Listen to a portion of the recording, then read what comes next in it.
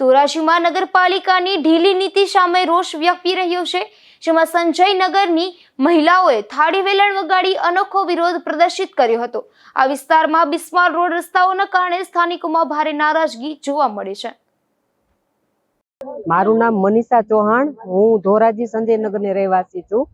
અમે અત્યારે રોડ રસ્તાના આંદોલન ઉપર આવ્યા છીએ અને થાળી વેલણ વગાડી અને અમે વિરોધ ઉપર ઉતર્યા છીએ, કારણ કે અમારે અત્યારે સંજયનગરની કન્ડિશન એવી છે કે અમે પગેથી પણ નથી ચાલી શકતા, એટલું કીચડ છે। અને 2 દિવસ પહેલા અમારે સંજયનગરમાં મૃત્યુ થઈ ગઈ, તો સૌ વાહની પણ અંદર આવવા માટે તૈયાર નહોતી। અને બીજું કે 108 પણ અત્યારે અમારા લેડીઝને અમારે અમુક જગ્યાએ એવા પ્રશ્નો છે કે જે ડિલિવરી ઉપર છે, તો 108 ને અમને ફોન કરીએ છે તો 108 એમ કહે છે કે અમે અંદર આવશું ને તો તમે વધારે પડતા હેરાન થશો। એટલે પર્સનલ વાહનમાં અમારે કોઈ પણને દવાખાનાનું કામ હોય તો લઈ જવું પડે છે। અને અમે અત્યારે આપણે સરકારને એટલી જ અપીલ કરીએ છીએ કે અમે ચાલી શકીએ ને એવું અમને અત્યારે રસ્તો કરી દે। સ્કૂલમાં બાળકોને મૂકવા નથી જઈ શકતા, શાકભાજી વાળા અંદર કોઈ આવતા નથી, બધા ના કહે છે। અમારે આમાં અત્યારે ચાલી શકીએ એવી કન્ડિશન નથી।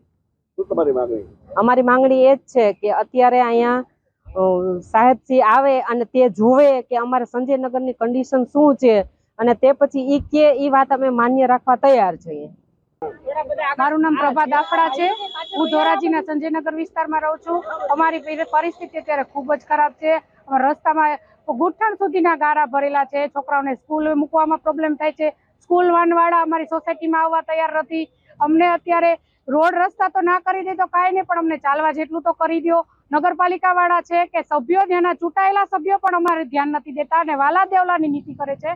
ટ્રેક્ટર જે મંજૂર થયા છે તેને પોતાની શેરીમાં નાખવામાં આવ્યા છે, અને અમે જે વિરોધ કર્યો કે અમારી શેરીમાં નાખો, છેલ્લેથી ચાલુ થાય છે, જે કામ કરવામાં આવે તે પોતાની શેરીમાંથી ચાલુ થાય છે। અમારી ખાલી એટલી જ સરકારને અપીલ છે કે અમને અત્યારે રોડ રસ્તા અમે માંગતા નથી, અમને ખાલી હાલવા જેવું કરી દો। અમારા છોકરા સ્કૂલે નથી જઈ શકતા, શાકભાજી વાળા પણ અંદર નથી આવતા, રસોઈ બનાવી તો શું બનાવી? સવારના 9 વાગ્યાના અમે અત્યારે કન્ટિન્યુઅસલી બધા અહીંયા છીએ, કોઈ જમ્યા નથી, કોઈ પાણી પીધું નથી।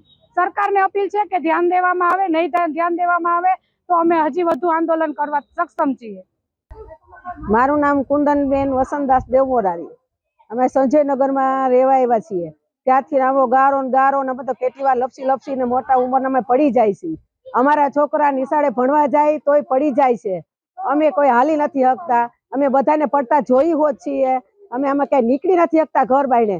શાકભાજી લેવા વાળા કોઈ દેવા વેચવા વાળા નથી આવતા, અમારે રાંધવું હું બપોરે આ કાંઈ નથી, અમારે જવાતું કે હોવાતું। અમારી પરિસ્થિતિ હા ખેતરમાં રહી ને એવી પરિસ્થિતિ છે અટાણે અમારી, બધે ગારો અમે ક્યાંય નથી જઈ શકતા। હવે આ કઈક સારું અમને બધું કરજો, હલાય એવું કરજો, અમારા છોકરા ભણવા જઈએ કેવું કરજો તોય ઘણું સારું।